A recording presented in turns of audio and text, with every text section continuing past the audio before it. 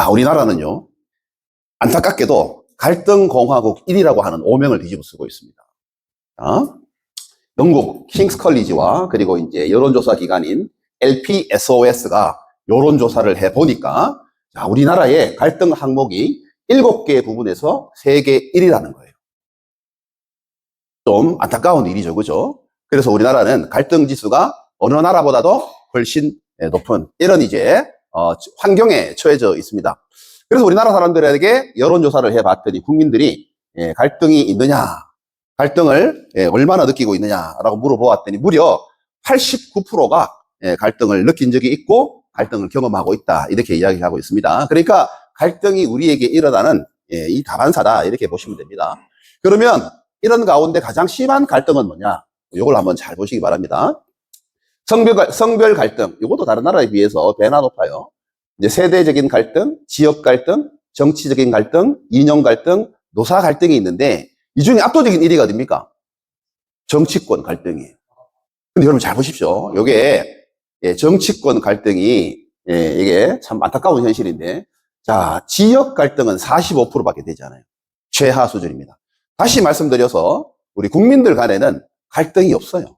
지역 간에 대한 갈등이 별로 크게 중요하지 않다고 생각합니다. 그런데 이걸 이용하는 세력들이 있다는 겁니다. 어디에요?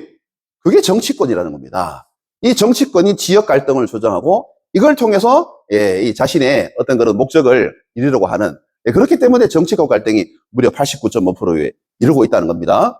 그러므로 지역 갈등을 조장하는 그런 정치인이나 당을 뽑아야겠어요? 안 뽑아야겠어요? 잘 선택하시기 바랍니다. 자, 갈등에 대해서 그러면 한번 살펴보도록 하겠습니다. 자, 갈등의 어원을 어느 공원에 가니까 이렇게 적어놨어요. 갈은 뭐예요? 갈은 칡이에요. 등은 뭐예요? 등나무입니다. 그런데 이 칡과 등나무는 자라나는 방향이 반대랍니다. 칡은 왼쪽, 등나무는 오른쪽. 그러다 보니까 서로 같이 얽히게 되면 풀 수 없는 상태가 돼버리는 거죠. 자, 이런 상황을 우리는 갈등이다 이야기를 한단 말이죠. 서로 충돌하고 대립하여 화합하지 못하는 상태를 갈등이다 라고 이야기를 하는 겁니다. 자, 그러나 이 갈등이라는 것은 아까도 말씀드렸다시피 우리에게 일어나는 이 갈등은 우리 주변에 너무나 많다. 대부분의 갈등이 관계에서 일어난다. 그렇다면 갈등이라고 하는 것을 우리가 어떻게 생각을 해야 될까? 이게 중요한 거예요. 오늘의 핵심이 바로 이겁니다. 갈등이 우리에게 일어나는 자연스러운 현상이자 필연적인 것이라면 이 갈등을 무조건 피하려고 하고, 그리고 이 갈등을 도외시할 게 아니라 이 갈등을 가지고 어떤 식으로 우리에게 더 나은 방향으로 발전을 시킬 수 있겠는가? 이게 관계를 푸는 핵심 열쇠란 말이에요. 갈등에 대해서 우리가 무조건 부정적으로만 보지 말고 오늘은 긍정적인 차원에서 한번 살펴보자 이 말입니다. 자, 갈등은 서로 다른 가치와 관점과 목표가 다르기 때문에 생기는 거예요. 그러나 이런 것들이 없다면 그거는 시체와 같고 죽은 조직과도 같은 거죠.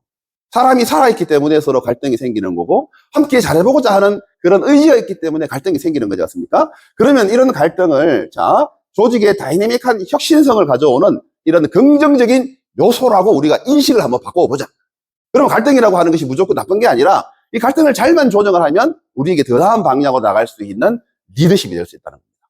오늘 그 이야기를 해보는 겁니다. 그러므로 갈등을 우리가 잘 이해하면 조직의 성숙도와 혁신으로 연결시킬 수가 있겠습니다. 자, 다음요. 제가 한 기업의 사례를 여러분들에게 들어드리겠습니다. 자, 콜라 그러면 어디를 먼저 생각하십니까? 코카콜라죠. 이 코카콜라의 아성은 1차 세계대전 이후로 이 아성은 무너진 적이 없어요. 그런데 이 코카콜라의 아성에 도전한 회사가 있으니 펩시였던 거예요. 자, 펩시는 어떻게든지 콜라를 무너뜨리고 싶었어요.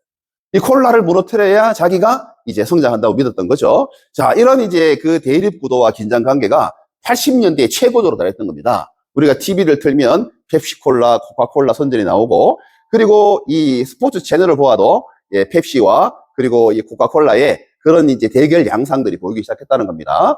자, 그러다 보니까 이 시대를 콜라 전쟁이라고 불러요. 콜라 전쟁. 이 콜라 전쟁이 이 정말 심화된 시대에 펩시콜라가 이렇게 아이디어를 냅니다. 자, 펩시, 코카콜라 브랜드를 붙이지 않고 일반 시민에게 브랜드 테스팅을 하는 겁니다.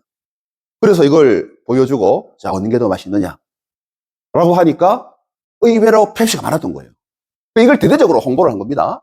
그러다 보니까 코카콜라가 여기에 이 위기를 느낀 거예요. 그래서 전통적인 코카콜라의 비법은 그 회상밖에 모른다고 그러잖아요. 근데 그 비법을 약간 바꿔가지고 콜라 맛을 병정시켰어요. 그래서 나온 콜라가 바로 그 뉴코코라고 하는 것이었어요. 근데 뉴코코라고 하는 콜라가 나오자, 자, 우리는 오랫동안 코카콜라에 길들였던 사람이 난리가 난 겁니다. 이게 뭔 콜라냐? 사람들이 여기저기서 원성이 막 튀어나오고 코카콜라를 돌려달라, 이런 이제 이야기가 나오면서 이게 79일 만에 철회가 된 거예요. 그래서 클래식 콜라라고 다시 이름을 바꾸었어요. 자, 이 과정에서 두 회사가 느낀 게 있어요. 아, 펩시콜라가 저렇게 우리에게 도전을 하지만 코카콜라의 전통성과 브랜드는 정말 우수하구나. 이걸 코카콜라가 느낀 겁니다. 자, 그런데 펩시콜라도 느낀 게 있었어요. 와, 코카콜라는 콜라로 승부해가지고는 이기지 못하겠구나. 이걸 느끼면서 이 두 회사가 전쟁을 멈췄습니다. 그러면 우리가 살 수 있는 길이 뭘까? 라고 하면서 코카콜라는 코카콜라를 더 발전시키고 많은 나라에 알려야 되겠다 하고 코카콜라의 우위에 그런 브랜드 가치를 제고시키고, 펩시는 자, 우리가 그 콜라만 있는 게 아니지 않느냐, 그 콜라를 제외한 나머지 부분들, 그래서 이런 스낵이라든가 이런 종합식품 회사로 발전을 하게 돼요. 자, 갈등이 어떻게 서로 상생하는 효과를 가져오게 됩니다. 이게 오늘날 우리가 갈등을 바라보는 관점이 되어야 됩니다. 이 갈등을 통해서 서로가 더 발전된 방향으로 나아가야 된다, 이 말이죠. 그래서 우리나라에서도 매년 윈 어워드라고 하는 곳에서 다양성 우수 기업을 시상하고 있어요. 자, 회사 내에서도 여러 의견과 다양한 의견들이 있죠. 자, 이런 것들을 서로 모아가지고 하나의 시너지 효과를 내는데, 여기에 우수한 기업들을 10개를 뽑아가지고 매년 시상을 합니다. 작년 2025년도에는 현대자동차, 애경케미칼, 유한양행, NH투자증권, 이런 이름만 들으면 아는 회사들이 이제 이런 다양성을 포용하기 시작했어요. 나와 다르다고 하는 것을 배척하고 제외시킬 게 아니라 이제는 함께 서로 시너지를 낼 수 있는 방향으로 기업도 바뀌고 있다는 겁니다. 그렇다면 우리도 마찬가지겠죠. 우리도 그러면 여러 가지 갈등 상황 속에서 이 갈등을 우리가 무시하고 이 갈등을 외면시할 게 아니라 이런 갈등들을 하나의 시너지로서 발전시킬 수 있는 이런 개념을 잡아가자, 이 말입니다. 자, 그러면 여러분, 갈등은 왜 일어날까요? 우리 갈등의 원인부터 한번 살펴보도록 하겠습니다. 자, 갈등은 좀 크게 도덕 교과서에 3가지로 나옵니다. 도덕 교과서에 3가지로 나오는데, 첫 번째는 가치관의 차이입니다. 자, 가치관은 월드뷰라고 하는 세계관이라고도 얘기할 수 있는데, 사람마다 세상을 바라보는 눈이 달라요. 우리 크리스찬들이 보는 눈이 다르고, 불교권이 보는 눈이 다르고, 무신론자들이 보는 눈이 다릅니다. 자, 서로 다른 관점을 가지고 있기 때문에 서로 다른 관점에 대해서 갈등이 일어날 수 있습니다. 어떻게 해야 됩니까? 그럴 때는 서로에 대해서 다름을 인정해야 되는 넓은 마음이 필요합니다. 내 것이 최고시라고 여기는 것이 아니라 우리가 진리는 사소하되 다양성과 포용성이 있어야 되겠습니다. 두 번째는요, 이해관계의 차이입니다. 특히 우리나라는 좁은 지역에 살고 있는 5천만이나 함께 모여있는 이런 이 인구 구성을 가지고 있다 보니까 자원은 한정되어 있고 우리가 나누어 설 수 있는 것은 부족합니다. 그러다 보니까 이해관계가 첨예하게 대립돼요. 예를 들어서 장애인 학교를 하나 이 지역에 신설을 하려고 해도 거기에 우리 지역만은 안 된다 라고 하는 이제 님비 현상들이 일어나고 있는 것이 우리나라란 말이죠. 자, 이런 이해관계 때문에 일어나는 이런 그 갈등은 어떻게 해결을 해야 될까? 서로 양보해야죠. 서로 양보하면서 같이 상생할 수 있는 방법을 찾아봐야 되겠습니다. 자, 세 번째, 이게 좀 우리가 좀 실천할 수 있는 부분입니다. 자, 잘못된 의사소통의 방법입니다. 자, 우리는 갈등이 일어나게 되면은 핵심에서 비껴가는 감정싸움으로 들어갈 수가 있습니다. 여러분, ABA라고 하는 법칙이 있습니다. 자, A라고 하는 주제가 일어났어요. 자, 교통사고가 났습니다. 끼어들기를 잘못해서 교통사고가 일어났으면 그 끼어든 것에 대해서 서로 인정하고 보험회사 불러서 처리하면 되죠. 그런데 일단은 내립니다. 그리고는 B로 튑니다. 이 바쁜 아침에 나이도 어린 게 운전을 왜 이따위로 하냐? 이렇게 시작합니다. 그럼 벌써 뭐가 상합니까? 감정이 상한 거죠. 그러면 대충 돌아오는 거, 너는 몇 살인데? 이렇게 되는 거죠. 자, 이렇게 하면 A가 B로 튀는 거죠. 그럴 때는 다시 A로 가지고 오는 게 맞습니다. 자, 이 일은 당신과 나의 나이 차이 때문에 일어난 게 아니고 사건 때문에 일어난 거니까 사고를 잘 처리합시다. 그래서 ABA라고 돌릴 수 있는 방법은 의사소통의 문제인 거죠.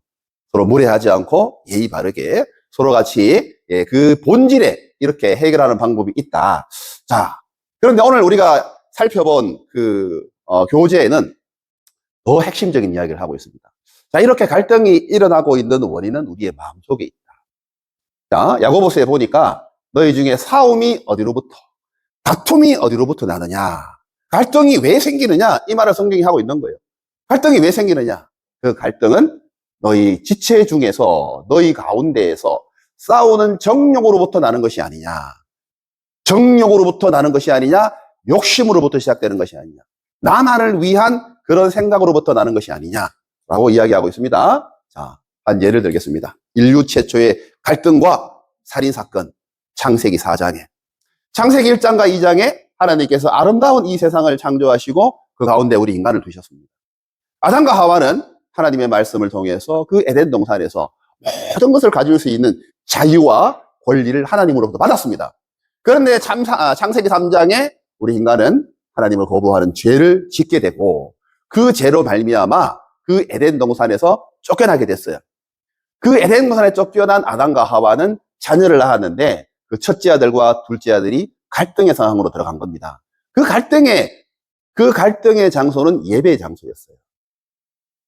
자, 아담과 하와가 낳은 가인과 아벨이 예배를 드렸는데 가인은 농사 짓는 자였기 때문에 제물을 농사 소산물로서 하나님께 드렸고, 그리고 아벨은 양을 치는 자로서 하나님 앞에 양의 첫 새끼와 기름을 드렸습니다. 그런데 하나님이 이 예배 가운데 받으시는 예배와 받지 않는 예배가 생기고 말았다는 거죠. 자, 우리가 예배를 다 같이 드린다고 해서 하나님 무조건 받으시는 건 아니다. 그래서 우리는 늘 자신을 점검해야 돼요. 하나님 받으시는 예배가 될 수 있도록. 그런데 예배를 받지 않았던 그 가인은 마음속에 화가 치밀어 올랐습니다. 그래서 그 마음의 질투를 가지고 자기 동생을 불러내서, 그리고는 최초의 살인, 그 동생을 죽여 땅에 묻었습니다. 자, 이 사건은 이 가인이 내 뜻대로 하고 싶은 욕심으로부터 출발합니다. 내 뜻은 하나님이 예배를 받으시고 하나님으로 칭찬받고 내가 하는 일에 옳다는 인정을 받고 싶었어요. 그런데 이 모든 것들이 어그러졌어요. 그러다 보니까 자존심이 상하고, 그러므로 그 동생이 이제는 달라 보였어요. 이제는 저 아이만 없으면, 내 동생만 없으면 하는 이런 마음속의 정욕이 꿈틀거리면서 결과는 살인으로 나타나게 됐다는 것입니다. 자, 갈등이 일어나는 그 원인을 우리가 한번 자세히 생각해 보자. 내 마음속에 있는 죄성입니다. 죄성. 그러다 보니까 우리는 죄의 결과로서 이 마음속에 가지고 있는 그 죄의 욕심이 우리를 사로잡고 있습니다. 그리고 갈등이 안 일어날 수가 없는 거예요. 갈등이 생길 수밖에 없는 그런 구조적인 모순을 우리가 가지고 있다, 이 말입니다. 자, 그러면 이 갈등이 일어났을 때 정상을 보도록 하겠습니다. 세 가지 정도로 보는데, 첫 번째, 자, 마태복음에 보니까 예수님께서 이렇게 말씀하셨어요. 어찌하여 형제의 눈 속에 있는 티는 보고 내 눈 속에 있는 들보를 깨닫지 못하느냐. 갈등이 일어났을 때 첫 번째, 우리는 자기 자신은 한대하게 한없이 관대하나 상대방의 잘못은 너무 크게 보이는 이런 증상이 나타납니다. 누가복음 15장에 돌아온 탕자의 비유 이야기 여러분 잘 아시죠? 한 아버지의 두 아들이 있었습니다. 형은 아버지의 명령에 순종해서 열심히 농사 짓고 아버지의 말을 잘 따르는 자였습니다. 그런데 문제는 둘째 아들이었죠. 이 둘째 아들은 아직도 돌아가시지 않은 아버지의 유산을 달라고 하듯이 이 유산을 가지고 먼 이방 땅에 가서 허랑방탕하게 그 재산을 다 탕진해버린 겁니다. 재산을 다 잃어버리고 난 다음에 둘째 아들은 생각했어요. 내가 이렇게 이방에서 죽는 것보다 차라리 아버지의 종으로 들어가자 하고 자기 아버지 집으로 돌아갑니다. 아버지는 떠나갔던 둘째 아들이 언제 돌아올까 늘 동고 밖에서 그를 기다렸어요. 저 먼 곳에서 둘째 아들이 초라하고 남루한 모습으로 돌아오자 너무나 감사한 마음에 달려가서 그를 데리고 왔습니다. 그리고는 잔치를 베풀고 그 옷을 벗겨버리고 예쁜 새 옷과 그리고 가락지를 끼워주었고 많은 사람들을 불러서 잔치를 베풀었던 겁니다. 자, 첫째 아들이 열심히 일을 하고 이제 돌아왔습니다. 그랬더니 집에 잔치가 벌어진 거예요. 자, 이 잔치가 웬 잔치냐라고 했더니 아버지가 네 동생이 돌아왔다라고 이야기를 합니다. 그때 이 큰아들이 화가 났습니다. 아버지와 갈등이 시작됩니다. 아버지요, 내가 여러 해 아버지를 섬겨 명을 어김이 없거늘 내게는 염소 새끼라도 주어 나와 내 벗으로 절기에 하신 일이 없더니 하면서 아버지를 원망합니다. 자, 여러분, 이 큰아들을 우리가 한번 집중해서 봐야 됩니다. 자, 갈등이 일어났을 때의 그 증상. 자, 큰아들은 평소에 자신은 성실하고 책임감 있는 사람으로 자기 자신을 그렇게 잘 포장하고 그렇게 믿고 살아왔습니다. 그렇게 형식했죠.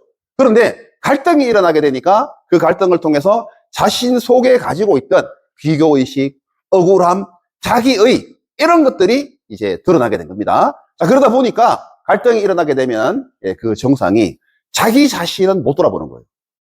자, 우리가 어떤 갈등이 일어났을 때 우리는 자기 자신의 어떤 과오보다 상대방에 대한 그런 부분들이 더 크게 보이고 그게 이 원인이라고 생각을 합니다. 정말 그럴까요?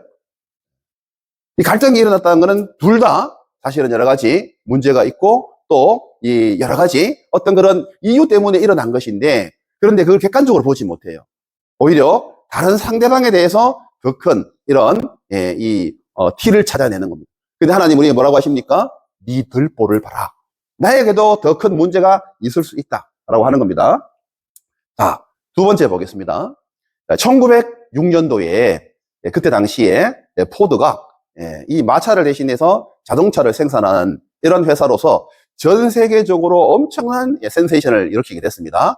자, 포드의 이 자동차를 판매하는 납품업체 중에 이 파이어스톤이라고 하는 그 타이어 회사가 있었어요.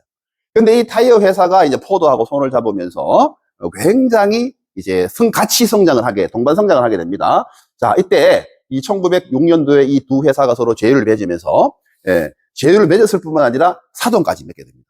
사돈까지 맺으면서 이때 신문에서는 역사상 가장 공고한 파트너십이다. 이렇게 이야기를 했어요. 자, 그러면서 이 두 회사가 동반 성장을 하고 좋을 때는 정말 간과 설계를 다 빼줄 만큼 좋은 사이였던 거예요. 그런데 이제 문제는 1990년대에 일어납니다. 1990년대 후반에 자, 포드에서 출시한 익스플로러라고 하는 이런 차가 있었어요. 근데 이 차가 출시된 지가 얼마 안 됐는데 주행을 하다가 타이어가 벗겨지면서 전복되는 사건이 일어난 겁니다. 근데 이게 한두 건이 아니고 엄청난 수로 일어나서 사망자만 270명, 부상자가 수천 명에 달하게 된 겁니다. 난리가 났죠? 저 한 회사가 이런 일이 벌어지니까. 자, 이런 이제 문제가 일어났을 때 이제 두 회사가 서로에게 비난을 하기 시작합니다. 서로에게 책임을 전가하고, 자, 포드가 설계를 똑바로 했으면, 차체를 똑바로 하고 했으면 타이어가 왜 벗겨지느냐? 다른 차에는 다 정상적으로 작동을 하고 있는데 왜 여기에서만 타이어가 문제가 생기겠느냐? 이건 제조회사, 이 차의 설계 문제 때문이다. 하고 파이어스톤이 포드를 비난합니다. 포드는 반대로 아니 타이어를 정상적으로 만들어서 똑바로 해줬으면 이게 왜 벗겨져? 라고 하면서 서로에게 비난을 하기 시작하는데 이 비난과 책임이 멈추지 않습니다. 그래서 이게 법정으로까지 가요. 법정으로 가서 이 결국은 포드에게 책임을 묻습니다. 포드가 발통뿐만 아니라 전체를 책임져야 되는 회사로서 포드에 책임이 있다. 그래가지고 벌금과 배상금이 4조에 달합니다. 4조에 달하는 이런 이제 이 엄청난 손실을 입게 되었고 그러면서 두 회사는 완전히 파국을 벗게 돼요. 그게 돼요. 파이어스톤이라고 하는 타이어 회사는 이 일을 통해서 완전히 마켓셔가 이 이미지가 추락했기 때문에 이 회사 존립이 위태롭게 될 정도로 이 큰 이런 사건이 있었습니다. 자, 갈등이 일어나게 되면 상대방에게 더 이런 책임이 있다고 이렇게 느껴지게 되면서 어떻게 됩니까? 이 비난을 하기 시작한다. 비난을 하기 시작합니다. 이게 이제 갈등의 정상인 것들이죠. 상대방이 더 잘못했다고 느껴지기도 하고 그 상대방을 저렇게 그냥 둬서는 안 되겠다 하고 주변 사람들을 동원해서 그 사람들을 비난하기 시작하고 그 비난을 통해서 완전히 끝장나는 이런 이제 관계로 파국으로 치닫게 됩니다. 자, 이런 일들이 우리 신체에게는 어떤 일들이 벌어지게 될까요? 자, 여러분, 이게 중요합니다. 요 말만 오늘 잘 듣고 가셔도 여러분들은 건강하게 암 없이 살 수 있습니다. 잘 보세요. 자, 우리는 매일 세포 분열을 통해서 세포를 생산합니다. 그래서 우리 몸은 정체된 상태로 있는 게 아니에요. 자, 대표적인 예로, 여러분, 손톱. 우리가 하루 자고 일어나면 손톱이 자라죠. 그래서 우리는 늘 깎아줘야 돼. 그렇죠? 자, 마찬가지로 세포라고 하는 것은, 오래되면은 이 세포가 낡아지고, 새로운 세포가 계속 성장을 하면서 이 세포를 이제 채워주면서 재생산이 되는 겁니다. 그런데 이 세포가 생산되는 과정에 문제가 생겨요. 이 세포가 생산되는 과정에, 생기지 말아야 할 세포들이 생기지 않아요. 이걸 뭐라고 합니까? 이게 캔서예요, 캔서. 이게 암이에요. 하루에 수백 개 내지 수천 개의 그런 캔서들이 생기기 시작하는데, 이 암들이 우리가 그런 것들이 생겼음에도 불구하고 우리가 암이 걸리지 않는 이유는 우리 몸의 면역력이 이걸 다 커버를 하기 때문에 그렇습니다. 하나님 우리에게 만드신 정말 기가 막힌 인체의 신비입니다. 그래서 우리 이 면역력이라고 하는 것들이 얼마나 중요한가. 그래서 면역력이 떨어지면 우리가 감기도 걸리고 질병에도 걸리고 그렇잖아요. 그렇죠? 그래서 면역력이 중요한 거예요. 그런데 이 면역력을 떨어뜨리는 게 뭡니까? 이 면역력을 떨어뜨리는 게 술, 담배 이런 거잖아요. 그렇죠? 자, 여러분 갈등이 일어나면 과학자가 조사해봤습니다. 갈등이 일어나면 하루에 담배 15개를 피는 효과뿐만 아니라 술이 중독된 상태. 그 상태이기 때문에 몸의 면역력이 확 떨어지는 거예요. 결국은 갈등이 일어나게 되면 내 면역력이 내 몸을 망가뜨리고 있습니다. 여러분, 갈등이 일어났을 때 우리 몸에 두 가지 긴장의 신호가 있는데 뭐냐? 하나는 심장이에요, 심장. 갈등이 일어났죠? 내가 상대방하고 싸우잖아요. 어디부터 뜁니까? 심장이 뛰잖아, 심장이. 근데 이렇게 뛰는 심장은 건강한 모습이 아니래요. 이게 면역력을 떨어뜨리는 겁니다. 그럽니다. 그래서 우리 과거에 어떤 갈등의 상황이 상기만 해도 뭐가 뜁니까? 심장이 뛰잖아요. 그 사람만 생각해도 심장이 뛰죠. 그건 면역력이 떨어지는 정상이고, 또 하나는 우리 내장. 특히 내장 중에서 이 위가 긴장을 한대요. 위가 긴장을 하면 어떻게 됩니까? 이 위가 긴장을 하게 되면은, 우리가 소화가 안 된다든지, 우리가 먹었던 음식들이 소화가 안 될 뿐만 아니라 공급이 안 되기 때문에 내장 전체가 문제가 생기기 시작해요. 그러므로 면역력이 확 떨어지는 거죠. 자, 그러므로 우리는 이 면역력을 치유하기 위해서 마음 근력이 중요합니다. 마음 근력이 뭐냐? 이 마음 근력은 이제 갈등을 어떻게 해소하느냐. 그 이야기예요. 자, 오늘 우리가 이제 이어서 계속 해봅니다. 자, 우리가 갈등이 생겼을 때 상처받는 거는 마음만이 아니에요. 마음만 상처받는 게 아니에요. 모두 같이 병들어 간다? 우리 신체도 병들어 간다. 면역력이 떨어지기 때문에. 그래서 우리에게는 하나님이 용서라고 하는 이런 아주 좋은 치유제를 우리에게 주신 겁니다. 자, 갈등이 일어났을 때, 여러분 꼭 기억하십시오. 면역력이 저하되고 신체적인 반응이 심장과 내장으로 나타난다. 이걸 기억하시기 바랍니다. 자, 이 갈등은 백해무익한 거죠. 그래서 이제 사람들은 갈등을 해결하는 방법들을 여러 가지로 표현하고 나타내고 자기 나름대로 방식이 있는데 4가지로 볼 수 있습니다. 첫 번째, 갈등을 해결하는 방식, 무시형이 있습니다. 갈등이 일어났을 때 이 상황을 도외시하는 겁니다. 그 사람을 만나지 않는 거죠. 그 갈등을 덮어놓는 겁니다. 그러다 해결됩니까? 해결 안 되죠. 근원적인 치료는 되지 않습니다. 두 번째, 강요형. 특히 우리 어릴 적에 형제들이 싸우면 엄마가, 아빠가 불러서 뭐라고 합니까? 둘이 이리 와봐. 너 형한테 잘못했다고 해. 너 형한테 사과해. 이렇게 화해시키잖아요. 근데 그게 진짜로 화해했어요? 마음에 안 가면 남아있고, 내가 기회만 되면 저 형 코를 한 방 때려주리라. 이런 마음을 먹고 있는데 그게 해결됩니까? 우리 일상생활에도 똑같다 이 말이죠. 누가 강요시켜서 해결되지 않는 거예요. 마음의 뿌리는 남아있는 거예요. 세 번째, 타협형이 있습니다. 이것도 좋은 전 아니에요. 서로 그러면 양보하자. 너 얼마, 내 얼마 이렇게 서로 양보하자라고 하지만 마음속에 가지고 있던 앙금은 해결된 게 아니기 때문에 이 3가지 방법은 좋은 방법은 아니에요. 그런데 우리는 대충 요 3가지 방법으로 그저 무마시키려고 해요. 그런다고 면역력이 올라오는 게 아니란 말이에요. 진짜 면역력이 올라오는 방법은 화해형. 자, 이 화해는 어떻게 하는 것인가? 자, 성경을 따라가 보겠습니다. 화해의 중요성. 예수님께서도 이 화해에 대해서 예배보다 앞선 것이 화해다. 이렇게 이야기했습니다. 자, 보십시오. 마태복음 5장 산상수훈에 예수님께서. 그러므로 예물을 제단에 드리려다가 거기서 내 형제에게 원망 들을 만한 일이 있는 것이 생각나거든. 자, 이 형제, 이 두 사람의 관계는 형제였어요. 같이 포럼하고, 같이 서로 밥 먹고, 같이 서로 직장 다니는 일터 동료입니다. 그런데 그 친구 사이에 뭐가 생겼어요? 갈등이 일어난 거예요, 갈등이 일어났는데, 그게 형제가 나를 원망하겠다라고 생각이 든 겁니다.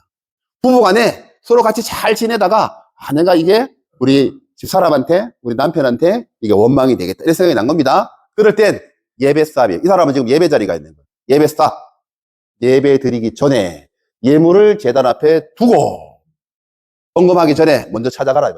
그래서 그 형제 화목하고 그 후에 와서 예물을 드려라. 자, 누가 잘하고 잘못했는지 몰라요.